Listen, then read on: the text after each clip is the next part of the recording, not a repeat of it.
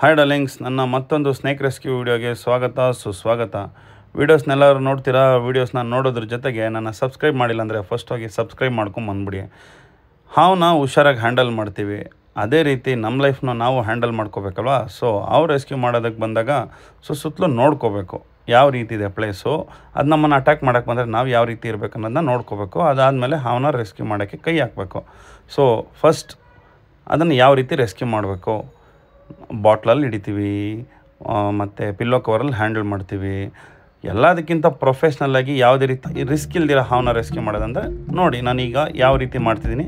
ಈ ರೀತಿ ಮಾಡೋದ್ರಿಂದ ನಮಗೂ ಏನೂ ರಿಸ್ಕ್ ಆಗೋಲ್ಲ, ಅವ್ರಿಗೂ ಏನೂ ಪ್ರಾಬ್ಲಮ್ ಆಗೋಲ್ಲ. ಒಂದೊಂದ್ಸಲಿ ನಾವು ಎಲ್ಲೋ ಇರ್ತೀವಿ, ಹುಕ್ಕಿರಲ್ಲ, ಬ್ಯಾಗ್ ಇರಲ್ಲ, ಏನೂ ಇರಲ್ಲ, ನಾವು ಹಾಗೆ ಬಂದಿರ್ತೀವಿ. ಸೊ ಅಂಥ ಟೈಮಲ್ಲಿ ಏನೂ ಮಾಡೋಕ್ಕಾಗಲ್ಲ. ಸೊ ನಾವು ಏನು ಸಿಗುತ್ತೆ ಬಿಕಾಸ್ ಆಫ್ ದ ಎಕ್ಸ್ಪೀರಿಯೆನ್ಸು ನಾವು ಅದನ್ನ ಹ್ಯಾಂಡಲ್ ಮಾಡ್ತೀವಿ. ಎಷ್ಟೇ ಎಕ್ಸ್ಪೀರಿಯೆನ್ಸ್ ಇದ್ರೂ ನೋಡಿ ಇಲ್ಲಿ ನೋಡ್ಕೊಂಡು ಅಷ್ಟೆಲ್ಲ ನೋಡ್ಕೊಂಡ್ರು ಕಲ್ಲು ಎಡೋಗ್ಬಿಡ್ತು, ಮಿಸ್ ಆದ್ವಿ. ಸೊ ಹಾವು ಮೇಲೆ ಬಿದ್ದರೆ ಏನಾಗಿರೋದು, ವೆಂಟ್ರಾನ್ ಸಾಂಪದಲ್ ಗೋಯಿಂದನೇ ಆಗ್ತತಿದ್ದು. ಸೊ ಏನು ಮಾಡೋಕ್ಕಾಗಲ್ಲ, ಇಟ್ಸ್ ಹ್ಯಾಪನ್ಸ್. ಒಂದೊಂದ್ಸಲಿ ಈ ಥರ ಎಲ್ಲ ಎಷ್ಟೇ ಹುಷಾರಾಗಿದ್ರೂ ಈ ಥರ ಆಗ್ತಿರ್ತವೆ. ಹಾವು ಅಟ್ಯಾಕ್ ಮಾಡೋಕ್ಕೆ ಬಂದಿರ್ತವೆ, ಅಂಥದ್ದನ್ನೆಲ್ಲ ನಾವು ಹಾಕಕ್ಕೆ ಹೋಗಲ್ಲ. ಸೊ ಅದಾದ ನಂತರ ಕಲ್ಲನ್ನ ಎತ್ತಿಟ್ಬಿಟ್ಟು ಹುಷಾರಾಗಿ ಹ್ಯಾಂಡಲ್ ಮಾಡೋಣ ಅಂತ ನಿಮಗೆ ಹಾವನ್ನ ಹತ್ತಿರದಿಂದ ತೋರಿಸೋಣ ಅಂತ ಕ್ಯಾಮ್ರಾ ಇಸ್ಕೊಂಡೆ. ನೋಡಿ ಹಾವು ಹೆಂಗೋಗಿದೆ ಮಣ್ಣೊಳಗಡೆ, ಗೊತ್ತಾಗೋದೇ ಇಲ್ಲ ನಿಮಗೆ. ಮಣ್ಣು ಕಲರ್ ಇರುತ್ತೆ. ಮಕ್ಕಳೆಲ್ಲ ಕೆಲವು ಜನ ಮಣ್ಣೆಲ್ಲ ಅಲ್ಲಿ ಇಲ್ಲಿ ಆಟಾಡ್ತಾ ಇರ್ತೀರ, ಮತ್ತು ಇಲಿ ಬೊಕ್ಕೆಗಳು ಅದು ಇದು ಅಂದ್ಬಿಟ್ಟು ಕಾಸು ಹಾಕೋದು ಅದು ಇದೆಲ್ಲ ಆಟಗಳಾಡ್ತಾ ಇರ್ತೀರ. ಅಂಥ ಜಾಗದಲ್ಲಿ ಆಟ ಆಡೋದಕ್ಕೆ ಮೊದಲು ಹುಷಾರಾಗಿರಬೇಕು, ನೋಡ್ಕೋಬೇಕು. ರಾತ್ರಿ ನೀವು ಬೆಳಗ್ಗೆ ಹೊತ್ತೇನು ಗೊತ್ತಾಗಲ್ಲ ನಿಮಗೆ, ರಾತ್ರಿ ಹೊತ್ತು ಹೋಗಿ ಹಾವುಗಳು ಸೇರ್ಕೊಂಡಿರ್ತವೆ. ಹಾವುಗಳೆಲ್ಲ ಜಾಸ್ತಿ ಬೆಳಗ್ಗೆಗಿಂತ ರಾತ್ರಿ ಹೊತ್ತು ಬಂದಿರ್ತವೆ ಇಲಿಗಳನ್ನ ಹಿಡಿಯೋದಕ್ಕೆ, ಕಪ್ಪೆಗಳನ್ನ ಹಿಡಿಯೋದಕ್ಕೆ. ಆ ಇಲಿಗಳು ಕಪ್ಪೆಗಳೆಲ್ಲ ರಾತ್ರಿನೇ ಜಾಸ್ತಿ ಹೊತ್ತು ಈಚೆ ಬರೋದು. ಯಾಕಂದರೆ ಬೆಳಗ್ಗೆ ಹೊತ್ತೆಲ್ಲ ನಾವು ಓಡಾಡ್ತಾ ಇರ್ತೀವಲ್ಲ, ಸೊ ಆ ಬೈಕ್ಗೆ ಹೋಗಿ ಬೊಕ್ಕೆಗಳೆಲ್ಲ ಅಲ್ಲಿ ಇಲ್ಲಿ ಸೇರ್ಕೊಂಡ್ಬಿಟ್ಟಿರ್ತವೆ. ಸೊ ಹಾವುಗಳು ಒಳಗಡೆ ಇರ್ತವೆ, ಬೆಳಗ್ಗೆ ಬಿಸಿಗೆ ಏನು ಮಾಡ್ತವೆ ಈಚೆ ಬರ್ತವೆ ಬೊಕ್ಕೆಗಳಿಂದ. ಅಂಥ ಟೈಮಲ್ಲಿ ನಮ್ಮ ಕಣ್ಣಿಗೆ ಕಾಣಿಸುತ್ತೆ, ನನಗೆ ಫೋನ್ ಮಾಡ್ತೀರಾ, ನಾವು ಬಂದು ರೆಸ್ಕ್ಯೂ ಮಾಡ್ಕೊಂಡು ಹೋಗ್ತೀವಿ.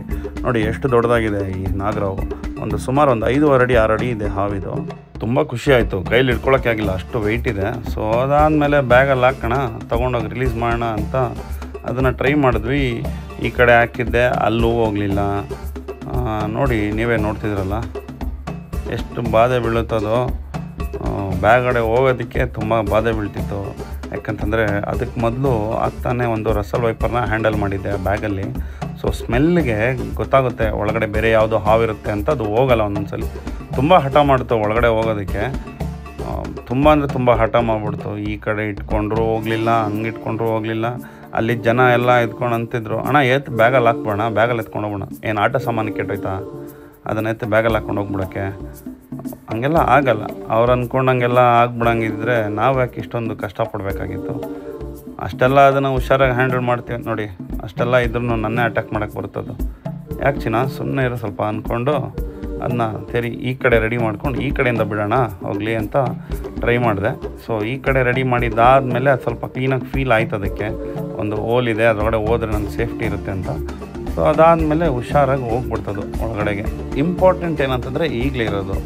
ಸೊ ನಾವು ಹಾವು ಈಚೆ ಇದ್ದಾಗ ನಾವು ಹೆಂಗೆ ಬೇಕಾದ್ರೂ ಆಟ ಆಡ್ಬೋದು, ಅವ್ರ ಹತ್ರ ಹೆಂಗೆ ಬೇಕೋ ಹ್ಯಾಂಡಲ್ ಮಾಡ್ಬೋದು. ಒಳಗಡೆ ಹೋಗುತ್ತಲ್ವ, ಅದು ಒಳಗಡೆ ಹೋಗಿ ಆ ಪೈಪಲ್ಲಿ ಬ್ಯಾಗ್ ಒಳಗಡೆ ಸೇರ್ಕೊಂಡ್ಮೇಲೆ ನಾವು ಹುಷಾರಾಗಿರಬೇಕು. ಅದನ್ನು ಯಾವ ರೀತಿ ಟೈ ಮಾಡಬೇಕನ್ನೋದೇ ಇರೋದು ಮೈನ್ ಟಾಸ್ಕು. ಸೊ ನಾವು ಇಲ್ಲಿ ಇಡ್ತೀವಿ, ಹುಕ್ಕನ್ನ ಹಿಂಗೆ ಹಿಡ್ಕೊಳ್ತೀವಿ, ಅದು ಹಾವು ಪೂರ್ತಿ ಹೋಗಿದೆಯಾ ಇಲ್ಲ ಫಸ್ಟು ನೋಡ್ಕೋಬೇಕು. ಪೂರ್ತಿ ಹೋದಾದ್ಮೇಲೆ, ಇಲ್ಲಾಂದರೆ ನಾವು ಅರ್ಧ ತೋಕೆ ಈಚೆ ಇರುತ್ತೆ, ನಾವೇನಾರು ಹಂಗೆ ಕಟ್ಬಿಟ್ರೆ ಸತ್ತೋಗ್ಬಿಡ್ತದೆ ಮತ್ತೆ. ಸೊ ಪೂರ್ತಿ ಒಳಗಡೆ ಹೋದ್ಮೇಲೆ ಅದನ್ನ ಹುಷಾರಾಗಿ ಎಳ್ಕೊಂಡು ಮತ್ತೆ ಟೈ ಮಾಡಬೇಕು. ಸೊ ಬಟ್ಟೆನ ಎಲ್ಲಂದ್ರೆ ಅಲ್ಲಿ ಮುಟ್ಟಂಗಿಲ್ಲ, ಇನ್ನೊಂದು ಬಟ್ಟೆ ಮೇಲೇನೂ ಕಚ್ಚುತ್ತದು. ಆ ಬಟ್ಟೆನ ಅದು ಹಾವು ಕಚ್ಚಬಾರ್ದಂತಲೇ ನಾವು ಉಕ್ಕನ್ನ ಇಟ್ಕೊಂಡು ನಾವು ಈ ಥರ ರೋಲ್ ಮಾಡಿಕೊಂಡು ಅದನ್ನು ದಾರನ ಕಟ್ತೀವಿ. ಇಲ್ಲಾಂತಂದರೆ ಉದ್ದ ಇತ್ತಂತಂದರೆ ಅದೇ ಬ್ಯಾಗ್ನ ಗಂಟು ಹಾಕ್ಕೊಳ್ತೀವಿ. ಸೊ ಆ ಬಟ್ಟೆ ಮೇಲಿಂದನೂ ಕಚ್ಚಿಬಿಡ್ತವೆ ಹಾವುಗಳು. ಸೊ ಅದಕ್ಕೋಸ್ಕರನೇ ಆ ಬಟ್ಟೆ ಮುಟ್ಟಬಾರ್ದು, ಕೆಳಗಡೆ ಸ್ಟಿಚ್ ಹಾಕಿರ್ತೀವಿ. ಸೊ ಅಲ್ಲಿ ಹಿಡ್ಕೊಳ್ತೀವಿ ನಾವು. ನೋಡ್ತಿರ್ಬೋದು ನಾನು ಯಾವ ರೀತಿ ಹ್ಯಾಂಡಲ್ ಮಾಡ್ತಿದ್ದೀನಿ ಅದನ್ನಂತ. ಕೆಳಗಡೆ ಹಾವು ಇರೋ ಜಾಗದಲ್ಲಿ ಯಾವುದೇ ರೀತಿ ನಾವು ಮುಟ್ಟಕ್ಕೆ ಹೋಗಲ್ಲ. ಭಯ ಅಂತಲ್ಲ, ವಿಷ ಇರೋ ಹಾವುಗಳು, ನಾವು ಭಯ ಪಡಲೇಬೇಕು. ನಮಗೆ ಅಂತ ಒಂದು ಫ್ಯಾಮ್ಲಿ ಇರುತ್ತೆ. ಸೊ ನಾವು ಇದನ್ನ ರೆಸ್ಕ್ಯೂ ಮಾಡ್ತೀವಿ ಅಂತಂದರೆ ಯೋಚನೆ ಮಾಡಬೇಕು, ಇವನೇನು ಇಷ್ಟೊಂದು ಆಟ ಆಡ್ತಾನೆ, ಭಯ ಬೀಳ್ತಾನೆ ಅವನ್ನ ಹಿಡಿಯೋದಕ್ಕೆ ಅಂತ. ನಮಗೆ ಭಯನೇ ಇಲ್ಲ ರೀ ಅವನ್ನ ಹಿಡಿಯೋದಕ್ಕೆ. ಭಯ ಇದ್ದರೆ ನಾವು ಯಾಕೆ ರೆಸ್ಕ್ಯೂ ಮಾಡ್ತಾಯಿದ್ವಿ? ಇದನ್ನು ಜಾಸ್ತಿ ದೂರ ಎಲ್ಲ ಬಿಡಲ್ಲ, ಜಾಸ್ತಿ ದೂರ ಬಿಟ್ಟರೆ ಸತ್ತೋಗ್ಬಿಡ್ತವೆ. ಈ ಹಾವು ಅಡಲ್ಟು, ಬದುಕುತ್ತೆ, ಏನೂ ಆಗಲ್ಲ. ಈ ಚಿಕ್ಕ ಚಿಕ್ಕ ಹಾವುಗಳನ್ನ ತೊಗೊಂಡೋಗಿ ಎಲ್ಲಂದ್ರಲ್ಲಿ ದೂರ ಬಿಟ್ಬಿಟ್ರೆ ಸತ್ತೋಗ್ಬಿಡುತ್ತೆ. Finally, we rescued this beautiful Indian spectacled cobra and we released near the safe place. And once again, save animals, save environment. ಹಾವುಗಳನ್ನು ಉಳಿಸಿ, ಪ್ರಾಣಿಗಳನ್ನು ಬೆಳೆಸಿ. ಜೈ ಹಿಂದ್, ಜೈ ಕರ್ನಾಟಕ ಮಾತೆ.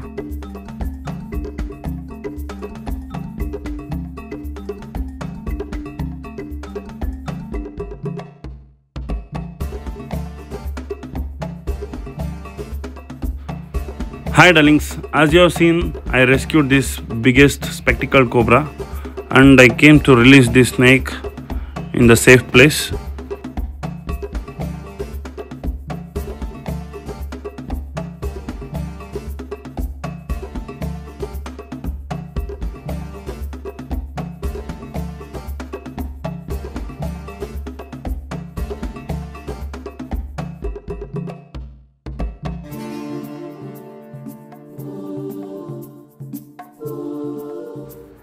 ನೋಡಿದ್ರಲ್ಲ, a very large Indian spectacled cobra.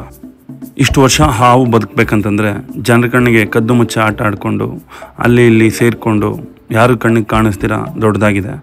So ಅದನ್ನು ಹೊಡಿದಿರ ಒಂದು ಸುರಕ್ಷಿತ ಸ್ಥಳದಲ್ಲಿ ತೊಗೊಂಬಂದು ಬಿಟ್ಟಿದ್ದೀವಿ ಅಂತಂದಾಗ ಮತ್ತೆ ಜನರ ಕಣ್ಣಿಗೆ ಕಾಣಿಸಿದಾಗ ಅದನ್ನು ಹೊಡೆದು ಸಾಯಿಸೋಕ್ಕೆಲ್ಲ ಹೋಗಬಾರ್ದು.